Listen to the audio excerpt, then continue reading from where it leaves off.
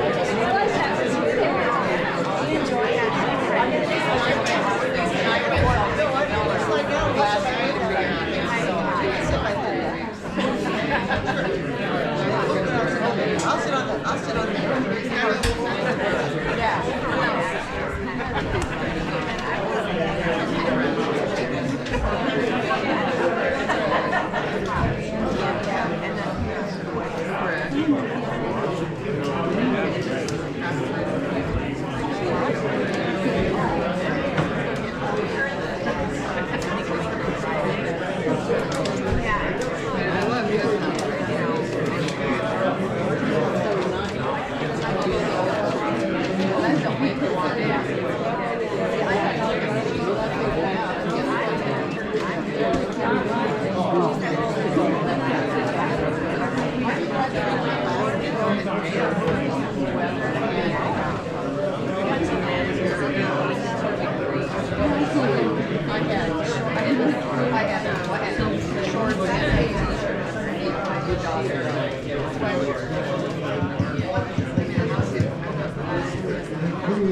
we can have your attention here, we're ready to get started this evening. And on behalf of the city and ISG, I want to welcome you all here tonight. It's encouraging to see a good amount of people come out to hear what ISG has to say and how the city has got to the point where they're at here tonight. And you know, when I ran for mayor, part of my ambition was to try to get people involved. So as I told a few people before, I said I didn't really have to try very hard, because here you all are. So I'm thankful for that part, actually, and I would like to just say one word of encouragement to the group here tonight, that when this is all done, hopefully we'll find a common place. Maybe it won't be exactly tonight, but sometime in the near future we'll find a common place for our wastewater treatment, and hopefully we can move on in life. And I would just encourage this group to keep up the enthusiasm, because if we want our little city of West Bend, and a lot of them around here, not everybody probably is right from West Bend here tonight, but for our little places like this to endure and keep on going in the future, we really need to move you're all showing encouragement here tonight by trying to encourage the city council which way to go and so on and so forth. But we really need to take that up maybe to the next level, to our state representatives. I have visited myself personally with Dave Rowley a few times. He's our local state rep, and he's very easy to visit with. And really, if we want to help these communities, then we really have to go up a notch and encourage those up above the city that run our state and so on, even the federal. So I would just give a word of encouragement for that. And then tonight also, I would just ask that as I presided over my first city council meeting, I borrowed a thought from the Bible, and that is that if we can let all things be done decently and in order. And that was would be what we worked toward tonight. And so the purpose is it's an informational meeting. The express purpose is to share how ISG and the council arrived where they are tonight with their decision. And then when ISG is going to present, so we'd ask that there be no comments during your presentation until they open it up and ask for questions. And then at that point, if you raise your hand and make yourself known you would like to ask a question, the microphone will be brought to you, and then you can proceed with that. And then hopefully our questions and thoughts could be really centered and directed. And in the spirit of moving forward with our project here, we can, hopefully it won't be centered at a certain group, whether it's the council, ISG, or even the Lagoon Preservation Committee. We would just ask our questions in a very forward way. So just appreciate everybody coming tonight. Now we'll just turn it over to ISG. Yeah, thank you, Mr. Mayor. I'd like to thank everyone for coming out tonight. We do know this is a big endeavor for the city, and we're excited to see a lot of interest in this project, and hopefully we're able to answer a lot of questions on how we got to, or with the city's help, how we got to where we're at today. So what we're going to do is go through a brief history, talk through some of the design criteria, talk through the limits that are imposed on the system, go through the existing system that you currently have, go through the proposed solution, go through a couple examples of that in operation in the state.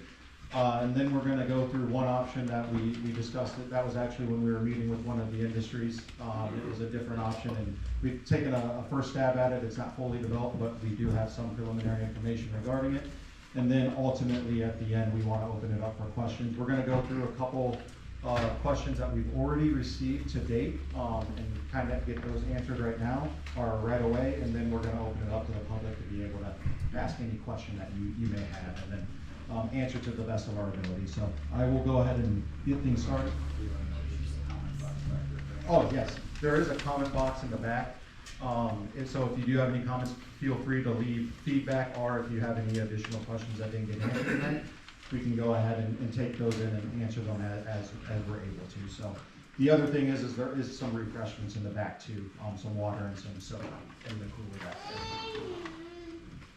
there. To get things started, I'm Lenny Larson. I'm one of our water wastewater group leaders at ISG. I've been assisting on this project as we've been working through it.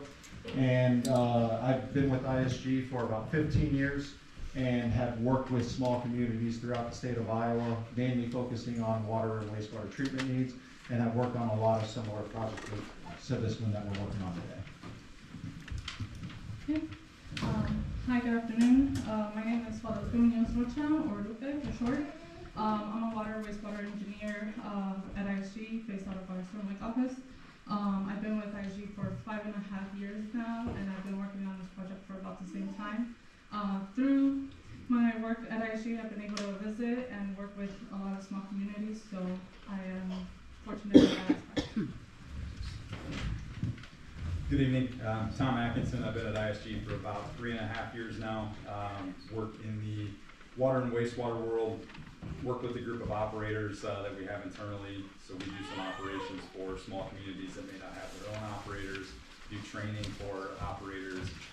Prior to my time at ISG, I worked at the Iowa DNR. So I was at the DNR for about 17 plus years, doing compliance inspections and permitting. So we're talking about a lot of things that I've talked about a lot of times in the past from a perspective of how do you go from getting a permit to going through a project, dealing with compliance issues and things like that. So no longer work at the DNR, but have a lot of perspective there. So I'll bleed a lot of that into a lot of the conversations that we have this evening as well.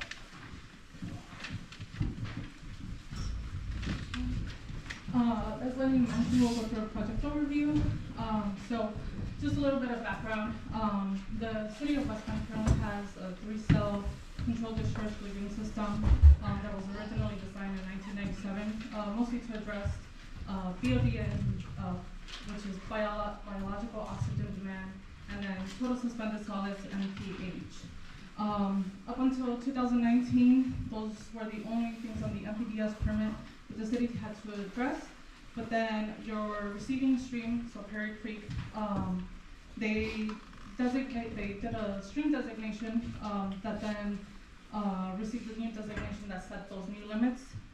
So in 2019, the city received a new MPDS permit with a compliance schedule for ammonia and chloride based on the analysis that DNR completed.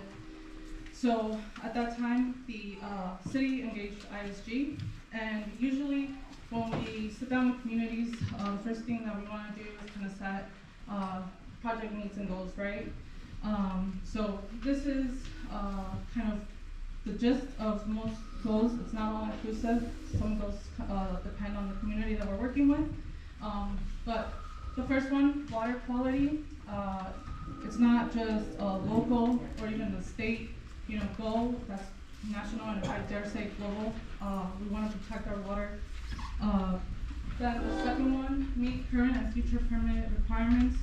So we want to make sure that we're in compliance, make sure that the water that we are sending to the wastewater treatment plant and then to the streams meet the limits that are set by regulatory agencies for that receiving stream that are set even at a national level.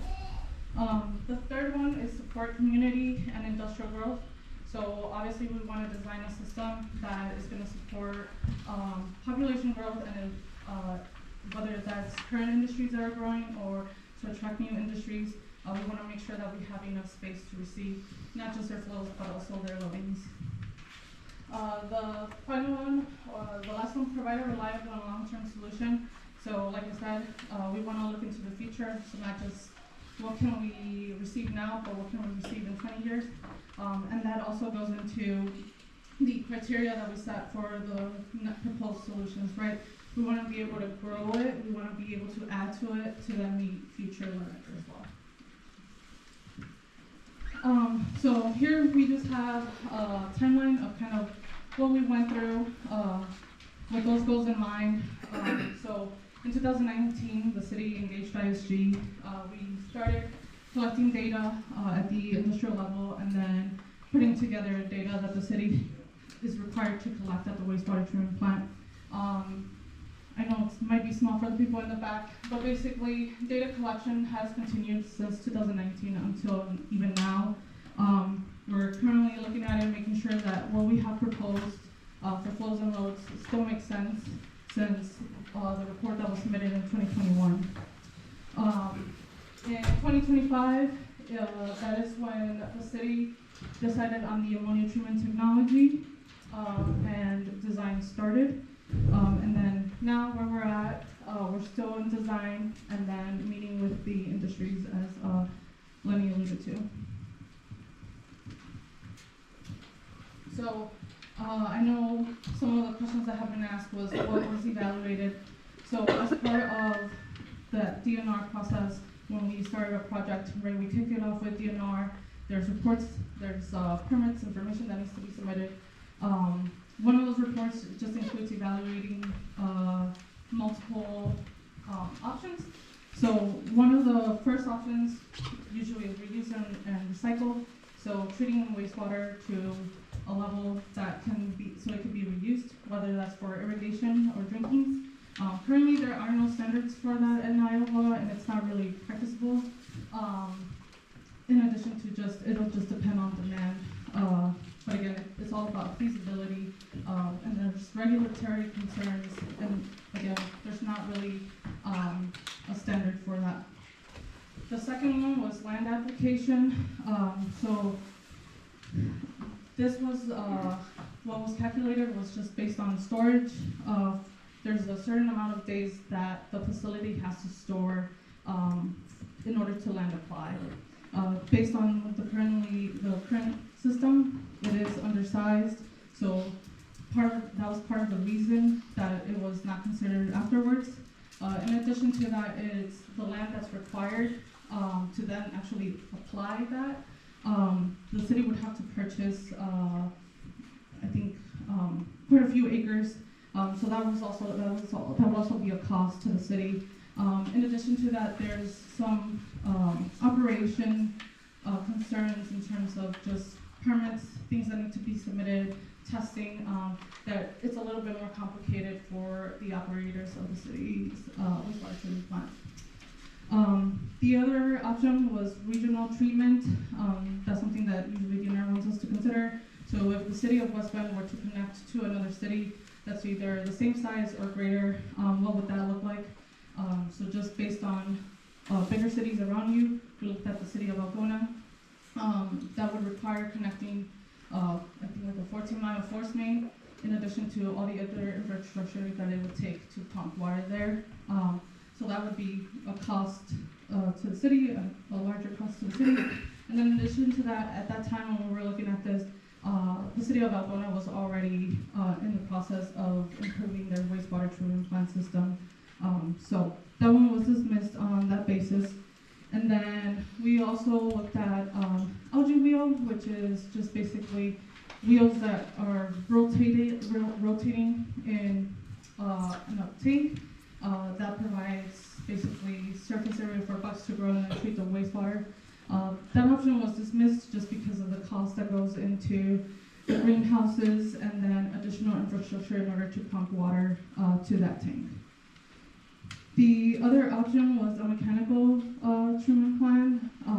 That one, again, just because it's mechanical, it's going to require more energy, and then the cost just to construct a mechanical plant due to concrete and things like that, that was dismissed. And just based on engineers' experience, usually that is double the cost of some of these other options. The other three options, so Lemna is basically covered lagoons that are meant to treat ammonia with BOD and TSS. That one was just dismissed on a cost basis, but it would basically do similar process, just do similar things that the nitrox and the Sagar system do. So nitrox and Sagar, those two are systems that, so those the last three options, they do utilize the existing wastewater treatment plant footprint, and then at the end, a reactor is added to it. So for Lemna, it would be a covered tank. The only other thing with Lemna would be that we would need to have deeper lagoons and probably, so that the cost as well. For nitrox and Sagar, like I mentioned, those they would use the existing wastewater treatment plant infrastructure, and then we would add a reactor at the end. So during before the facility plan was submitted, we discussed with the city on those two options as the options to move forward with, and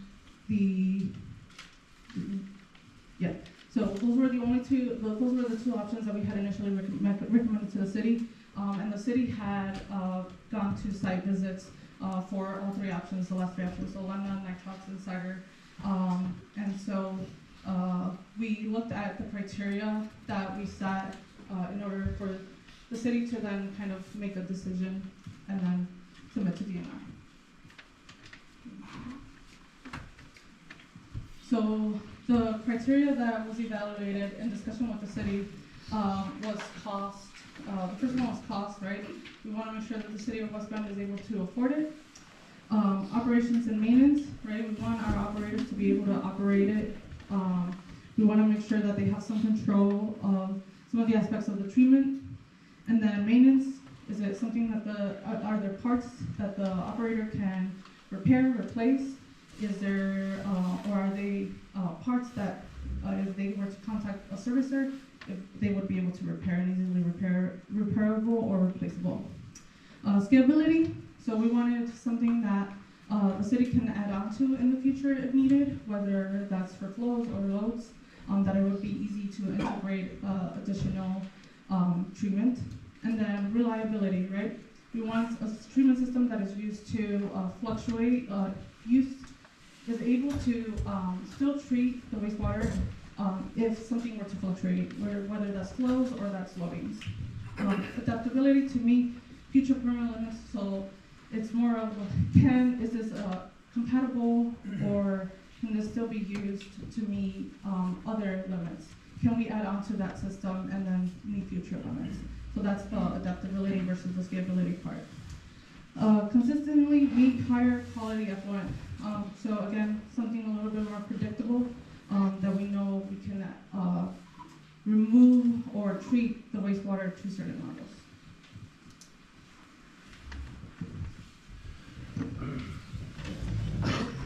All right, let's go through a little bit of what the current treatment system is. So right now we've got what we call a controlled discharge lagoon.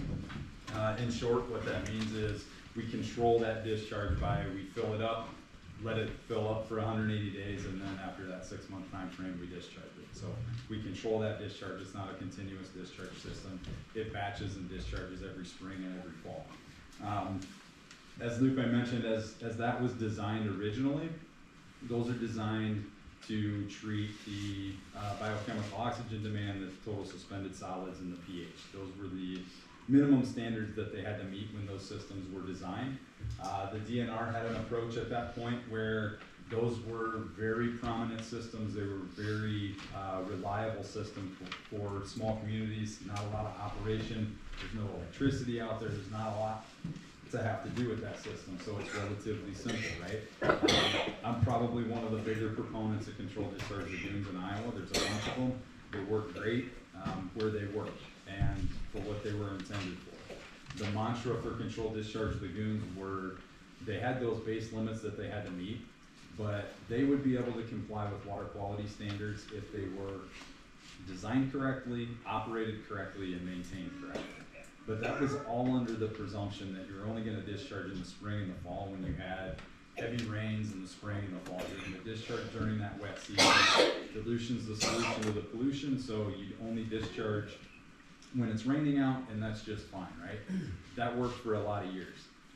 Where that turns into is you're very dependent on that water body, that lagoon, over that 6-month period where you're filling it up before you discharge again. You're relying on nature to work in that lagoon. You're relying on nature to work in that box. The weather is extremely important to how well it works or how well it doesn't work, how quickly it fills up or when it needs to be discharged, whether you actually have that extra flow in the stream or not. All of those pieces become a component of that mantra of does this work for what it was intended for? Does it protect the environment? Right? So we don't have a lot of control over this system. There's not a lot of operational control that goes into a lagoon that you're gonna fill up. You might move water around the lagoons, and then when it's all full, you're gonna discharge it when that part of the calendar comes around. As we got into this situation of changes to the designations to the streams, new permit limits, all the regulation gets more and more restrictive, right? So we're starting to see those limits get more restrictive. Instead of saying, it's fine, it's gonna meet water quality standards as long as you design it, operate it, and maintain it correctly, there was no permit limits for ammonia or E. coli or chloride or other things that might come into play. As we look at a higher level of protection of the streams, now those limits start coming into play. Now you actually get a monitoring requirement. Now you get a numeric number that's in your permit. And it's not that mantra of, it should be fine, it's prove it. You have to start collecting the data. Sometimes that works and sometimes it doesn't. Sometimes that works in the spring and not in the fall. Sometimes for other communities that works in the fall and not in the spring. Or it works in 2022, it doesn't work in 2025. And so it's extremely dependent on all of the variables that go into it, and you don't get to control how those work. And so that's some of the challenges that come into controlled discharge lagoons. And as we've got numeric limits for a small stream, they're very tight, they're very restrictive. And we've got a system that's gonna have some challenges with being able to comply with that. Did I turn this off? All right. Want me to start over? That sounds way better even from here. Sorry about that. So we're in a position of we've got a system that's worked for a really long time for what it was asked to do. But as the limits get more and more restrictive, we're asking it to do more than it was ever intended to do. And that raises a lot of the questions of, is it capable of doing all those things beyond what it was intended to do? And if so, it might be able to do it today, but how far into the future? Some of those goals that Lupe talked about, how reliable is it? How far into the future does that work? So that's where we end up with some of the discussion on some of the other alternatives that we were looking at. We'll talk more on lagoons as we go through the night too. Yeah, and that kind of takes me into what the proposed solution is. One thing I'd like to point out though, as we're getting into this, the Sagar wasn't actually the original selected solution. It was the nitrox system, the triple point nitrox system. As we were going through the selection process, working with the DNR, Sagar had actually had a revision to their design standards to allow them to go from, I'll get into it a little bit more later, but essentially on the back end, it's got 4 gravel boxes for to treat ammonia, and they got it down to 2. So it actually reduced the footprint and the material costs, or the material for that specific part of the project by about 40%, which also reduced the cost to make it less than what the triple point nitrox system was. So that was one piece that we did do. The submerged attached growth reactor is what Sagar stands for. Essentially what it is it's a bunch of rock that sits in they frame it with 2x4s, 2x4 stud walls, and then they fill it with a bunch of rock. They have tubes on the bottom of it that are bubble diffusers that the blowers from the blower coating will send the air through, and what that does is that promotes growth of the bacteria, the nitrifying bacteria that you're trying to grow to remove ammonia from the system. And really you're converting ammonia from ammonia to nitrate. One of the things that this system does is it's a simple system to operate. It's a really simple system to operate, which was a big deal for a smaller community and part of the selection process. It's something that is also easily adaptable. Or I guess I'll go back to operations. What it is it's got 2 to 3 blowers. It's got some diffusers that are submerged in the lagoons, and that's hung up. It's floating laterals that go across the pond, and then you have the diffusers that hang from those floating laterals. Those are the air lines. And what that is, yes, thank you, Lupe. And you can see the bubbles where the diffusers are. What the air is doing is it's providing oxygen to be able to grow the bacteria that you need to remove BOD. And then we go through a settling cell to settle out the solids to meet the TSS limits. And then what you do is you go through the rock beds, and the rock in those rock beds are there to provide a surface area for the nitrifying bacteria to grow. And what that is really what you're with ammonia, and what you're trying to do is, if you took an aerated lagoon and you did it in the summertime, it would meet limits just fine.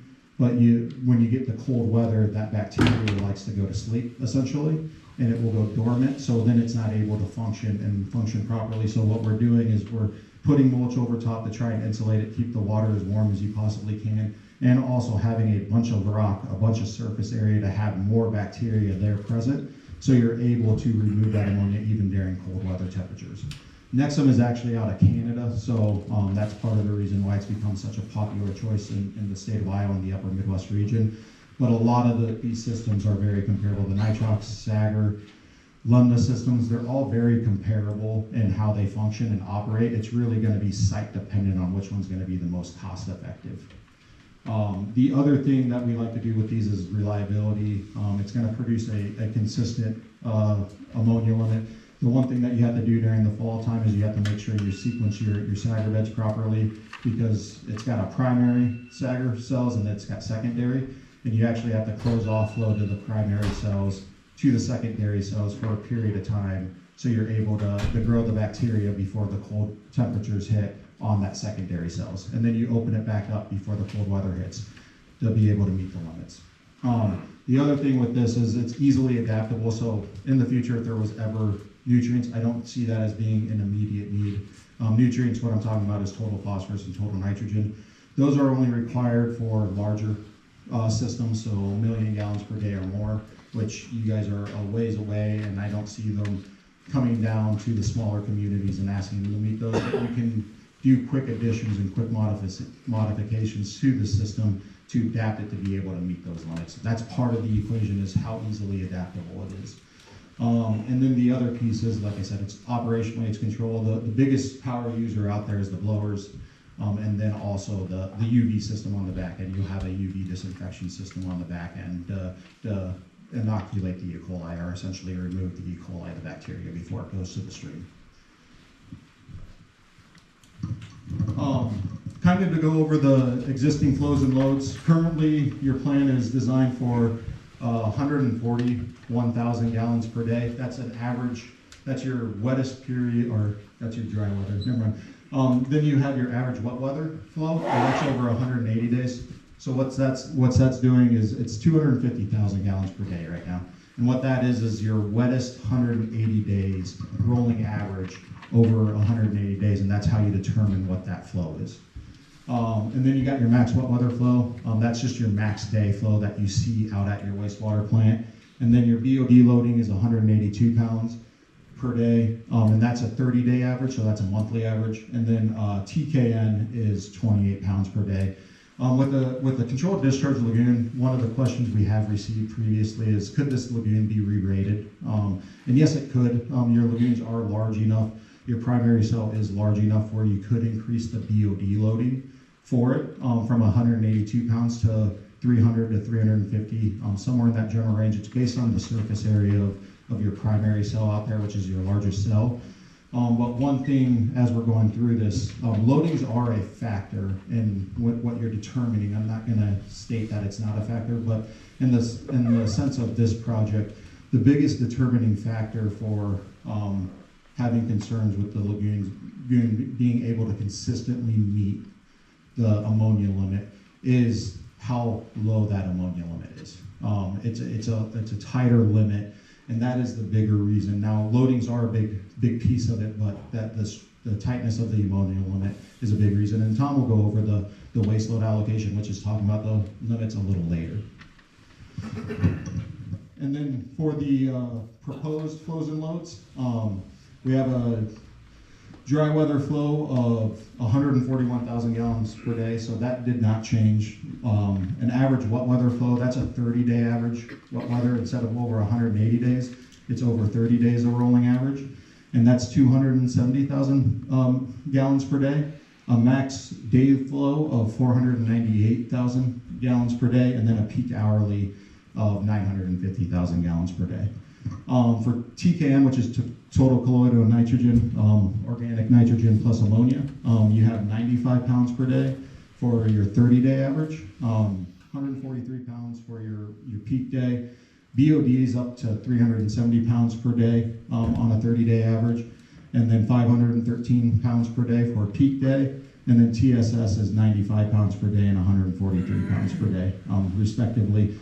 With part of that equation is the industries in town, two of them, Country Made and Skoglund. So we have preliminary BOD allocations and TSS allocations and ammonia or TKN allocations with them. Those are not set in final yet. We've had initial discussions with both parties. For Skoglund, for instance, they have a BOD of 26 pounds for a monthly average and 39 pounds for a max day. Country Made has 189 pounds of BOD on a 30-day average, and then 241 pounds per day for a peak day. What we initially did is and just for reference, the Country Made with the 189 and 241 pounds, part of what we've done is we've done testing.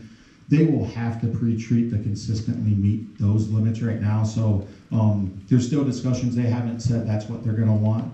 And those numbers could go down. They could potentially go the other way, but right now that's where they're at. There's still discussions. And then Skoglund with the 26 and 39.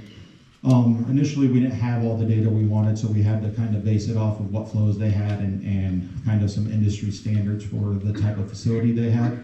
And that's how BOD is the big sticker for both of them. TKN and TSS aren't huge concerns with either one.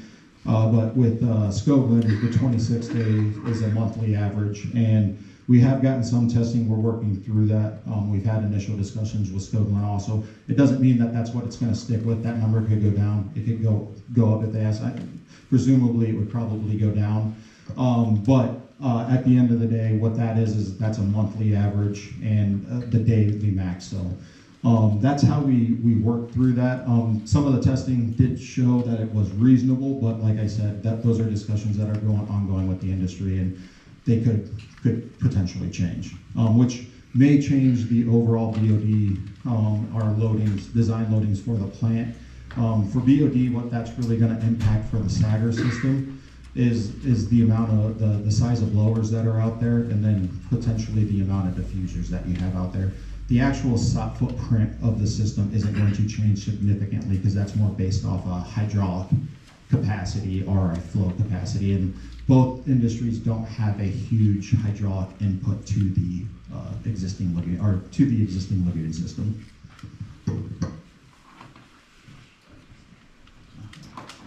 You're doing great. I think you're going to keep going.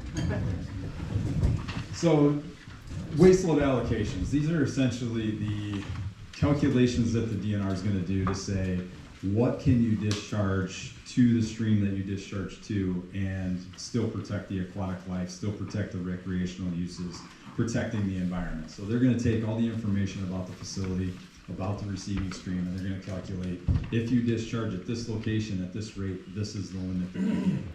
So these are the way they calculated these. The reason we have two up here is one is for the controlled discharge lagoon scenario. So as we're filling that up for 6 months and then we're discharging it, that means we have 6 months worth of wastewater that we discharge essentially in 1 month. So the flow rate that gets discharged there is 2.5 million gallons a day.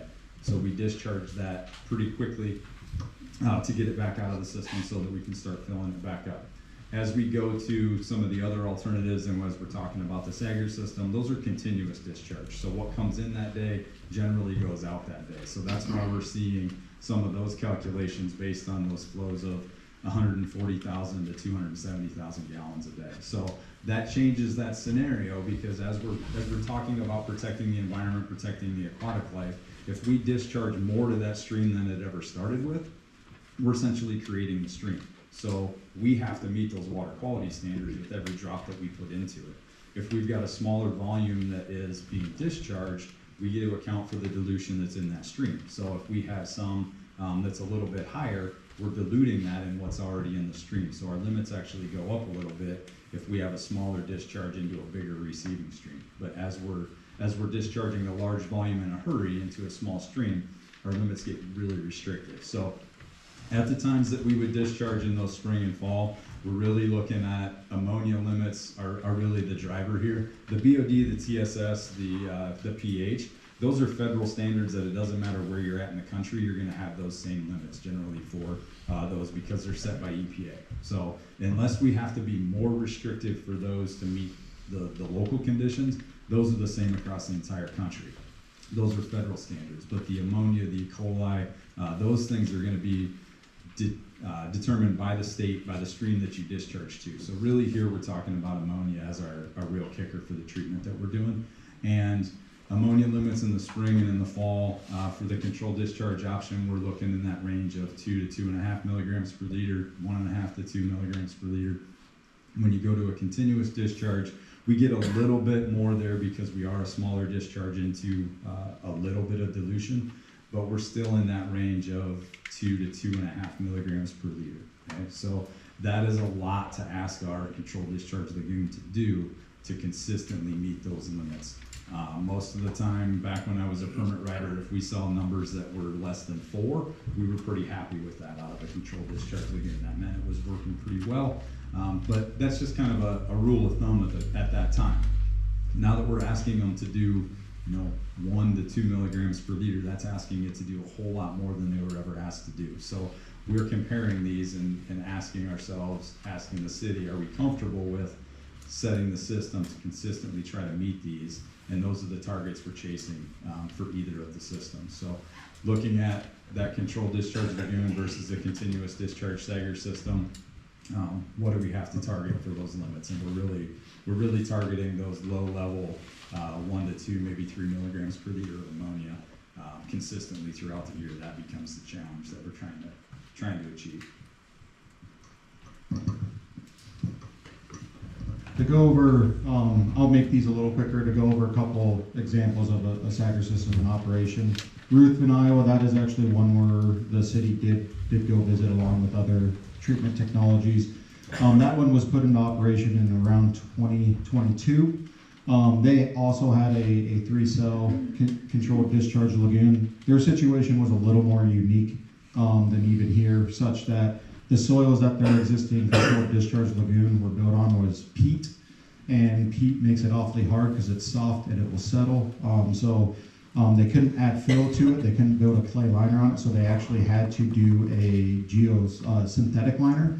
And peat's also another one that will produce gas. So what they were having issues with that synthetic liner was bubbles coming up through the liner and having to control that. And they were actually going through liners every 10 to 15 years, which was an expensive cost. So they looked at a different solution where they could place the lagoon system that wasn't over top of the peat and be able to still function and meet the limits that they had. Theirs wasn't driven by water quality standards. Theirs was actually driven by site conditions and having a compliance schedule or an administrative consent order from the DNR because their liners kept tearing and trying to figure out a solution to that. So originally they were going down the route of replacing the liner and doing some venting systems, some piping underneath, some subsurface piping. It's actually similar piping to what you'd see on a athletic turf field for a drain tile, but here what they used it instead for was to capture that gas and then vent it out the side pipes. So that one was bid in 2020, I believe, and it was about $3.5 million for that project. Today it would probably be closer to that $5 to $6 million just because of inflation and everything that's occurred over the last 5 to 6 years. However, that one's been operational since about 2022, mid-2022, and has had no issues meeting limits. But just to get I will do one thing. So this is the blower. Well, this is the blower building. This is the initial cell that's partially mixed with the diffusers. You can see the bubbles. This one has less diffusers in it, and is partially mixed. And then there's a baffle curtain right there. You can't really see it. Settling cell. And then you have rock Sager beds on the back end. The next one is Kingsley, Iowa. This is actually one of the first ones that were done in the state. Back in 2013 is when this one went into operation. They had a 2-cell continuous aerated lagoon system, and they had a compliance schedule for ammonia. And with continuous aerated lagoon system, you have to do, that's kind of the poster child, as Tom put it earlier, is when you have a continuous discharge aerated lagoon system, during the wintertime, you're gonna struggle to meet limits unless you're discharging to the Mississippi River or the Missouri River, where the ammonia limits are sky high because of the amount of water going through it and the dilution factor. So they actually went through and you can see where their existing lagoon was. The city there just decided to keep it as a wetland. And then where the two new cells are on the left side of the sheet is what was an abandoned lagoon cell. And so they retrofitted that one into the continuous aerated lagoon system. And then we took out a corner of the existing lagoon and built the Sager beds there. Now back in 2013, I can't recall the cost, but it was less than $2 million. That's all I can remember, but that was almost 15 years ago. So it's been quite a time since then, and pricing has come up dramatically since then.